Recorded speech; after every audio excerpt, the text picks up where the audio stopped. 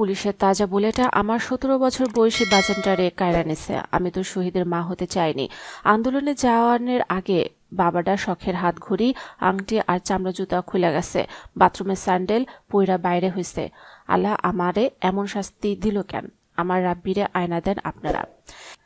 এমন আহাজারি আর গগনবিদারী কান্না সাইদাবাদের কারাতিটোলা এলাকার গণ অভ্যুত্থানে নিহত ইসমাইল হোসেন রাব্বির মা আসমা বেগমের। এ খবর এক প্রতিবেদনে জানিয়েছে বাসেস। তার ভ্যান চালক বাবা মোহাম্মদ মিরাজ ও মা একমাত্র ছেলেকে হারিয়ে পাগল প্রায়। ঘরের ভেতরে উপস্থিত সবার চোখে পানি। রাব্বির মায়ের আহাজারিতে ভারী হয়ে উঠেছিল পরিবেশ। মেঝেতে বসা জ্বর ও শ্বাসকষ্টে ভোগা মোহাম্মদ মিরাজও ফুপিয়ে কাঁদছেন। আসমা বেগম বলেন, জীবনে কোনো অন্যায় কাজ করি নাই, আল্লাহ গুনাহ খাতাও মাফ। তারপরও এমন শোক আমি কেমনে বইব? কলিজা ছেঁড়া বাজানটা যে চলে গেছে। তিনি বলেন, রাব্বিরে অনেক বুঝাইছি, মাথায় গায়ে হাত বুলাইছি, তুই মিছিলে যাস না রে বাবা, কত কষ্ট করি দেহস, আমার কষ্ট কি তোর লাগে না বাবা? কান্দন দেখা কইল, আম্মু তুমি কান্দো না, মুগ্ধ আর আবু সাইদ শহীদ হয়েছে, তাদের রক্তের মূল্য নাই, বলছি তোরে ছাড়া বাঁচব না রে বাবা যান।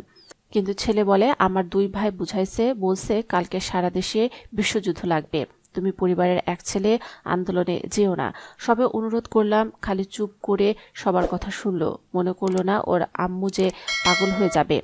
সেজন্য তাকে ঘুমের ওষুধও খাওয়ানো হয়, কিন্তু কোনোটাতে কোনো কাজ হয় না।